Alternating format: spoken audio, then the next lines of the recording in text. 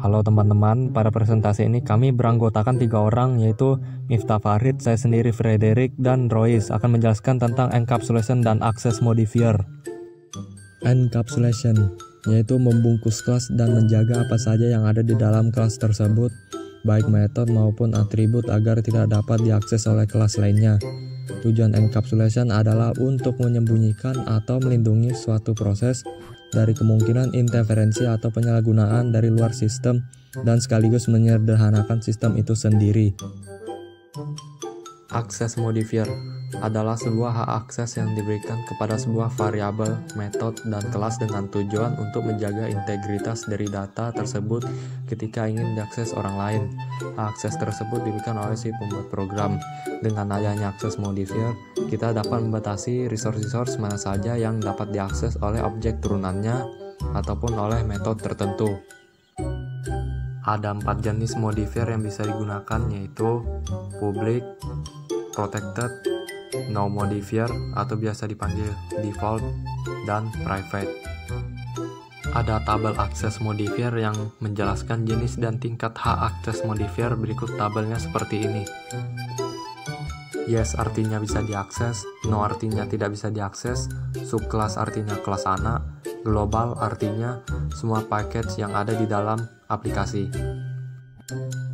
Modifier publik yaitu hak akses publik digunakan pada kelas, variabel, metode, dan konstruktor agar dapat diakses oleh seluruh kelas di dalam package yang sama atau di luar package yang berbeda. Modifier jenis ini memiliki tingkat akses yang sangat luas dibanding modifier lainnya, sehingga seluruh sumber daya dapat diakses oleh kelas manapun tanpa batasan. Oke teman-teman, kali ini saya akan membuat contoh program dari modifier publik.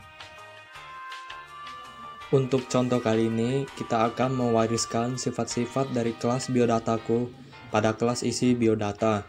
Kedua kelas tersebut berada di dalam package yang berbeda karena menggunakan publik. Data-data dari kelas biodataku dapat diwariskan pada kelas isi biodata. Kenapa saya menggunakan set and getter? Ada alasannya. 1. Untuk meningkatkan keamanan data. 2. Agar lebih mudah dalam mengontrol atribut dan metode. 3. Kelas bisa kita buat menjadi read only dan write only. 4. Fleksibel. Jadi programmer dapat mengganti sebagian dari kode tanpa harus takut berdampak pada kode lainnya. Pada kelas biodataku, di dalam kelas tersebut kita tidak akan menggunakan metode main. Masukkan saja beberapa atribut pendukung seperti variabel dan metode.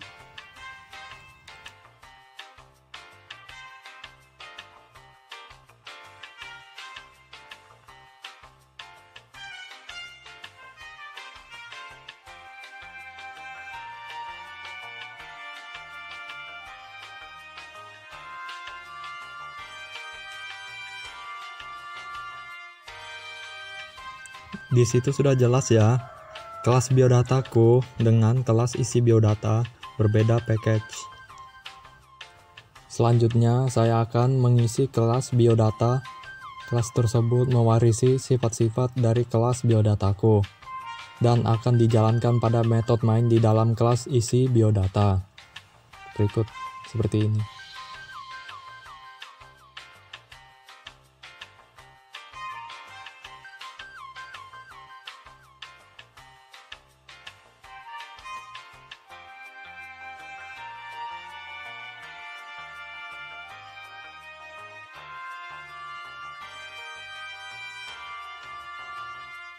Di sini saya akan membuat objek sebagai nama, hobi, dan umur saya ya.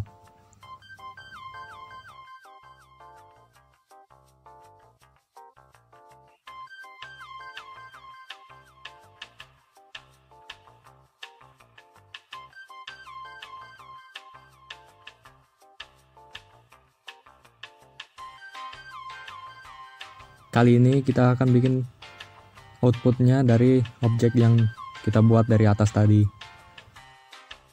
Pada metode ini saya menggunakan get yang saya sudah buat sebelumnya.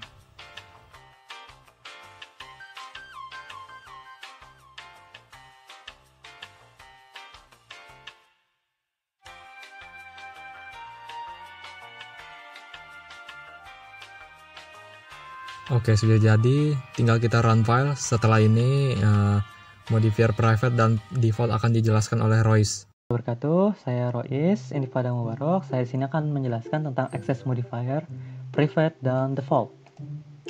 Access modifier private. Modifier private ini akan membuat member, variable atau method hanya bisa diakses oleh dari dalam kelas itu sendiri. Maksudnya itu dia tidak bisa diakses oleh kelas lain, hanya di situ-situ saja. Tidak bisa diakses oleh dia bisa diakses dalam kelas yang saudaranya yang masih dalam satu package. Nah, sedangkan default ini access modifier default ini kondisi modifier yang belum dispesifikan. Dia itu mau jadi private, public atau protected. Nah, variable atau methodnya ini dapat diakses selama masih dalam satu package. Nah, mungkin saya akan mencontohkan.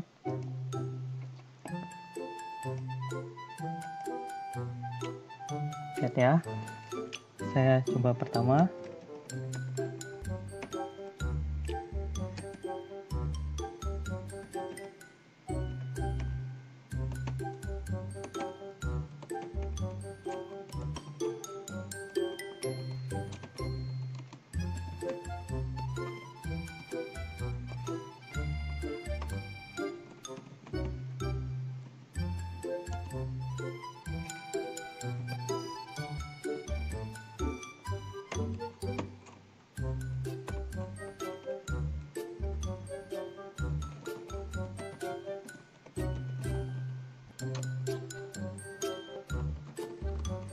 Nah, kan saya sudah bikinkan public class-nya. Ini default karena tidak ada sama sekali dispesifikan apa ini. Kan? Lihat, kita coba. Saya tekan. Tunggu dan lihat dia tuh diakui. Muncul di sini. Saya tekan. Mencoba. Ya. Kita jalankan. Tunggu sebentar.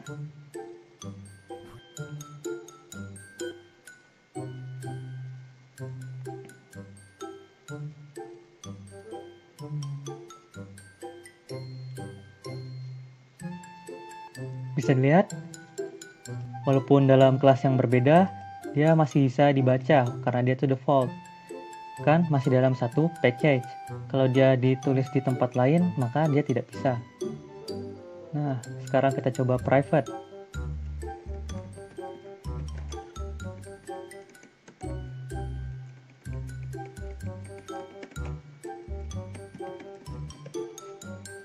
Mari kita lihat.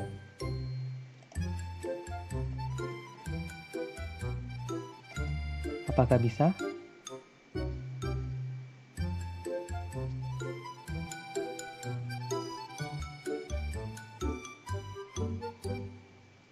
Ya, error. Kita lihat sendiri, tidak bisa. Nah, kalau kita misalnya kita hapus, dan kita coba lihat dengan titik, lihat tidak muncul sama sekali di daftarnya di sini. Karena setelah membuat private, dia hanya akan dapat muncul di dalam satu kelas ini. Begitu dia jenisnya private. Mungkin cukup sekian. Assalamualaikum warahmatullahi wabarakatuh. Perkenalkan, saya Miftah Farid. Di sini saya akan menjelaskan tentang modifier protected. Protected atau access modifier yang metode atau variabel digunakan hanya dapat diakses di dalam package-nya dan subclass di luar dari package. Modifier protected akan membuat member dan kelas hanya bisa diakses dari yang pertama, kelas itu sendiri, yang kedua, subclass atau kelas anak, yang ketiga, package, atau kelas yang berada di dalam satu package dengannya. Ya, modifier protected juga hanya boleh digunakan pada member saja. Pada contoh di samping, kita memberikan modifier protected pada atribut nama. Apabila kita mencoba mengakses dari kelas yang satu package dengannya, maka akan terjadi error. Ya, ini adalah contoh hasil codingannya. Ini codingan tersebut ada di kelas main. Untuk codingan selanjutnya, ini codingan yang berada di subclass dari main class. Oke, mari kita contohkan codingan tersebut di dalam NetBeans. Ya, assalamualaikum warahmatullahi wabarakatuh. Ya, kembali lagi bersama saya Miftah Farid. Di sini saya akan menjelaskan codingan yang ada di Java yaitu protected. Ya, di sini package yaitu sebagai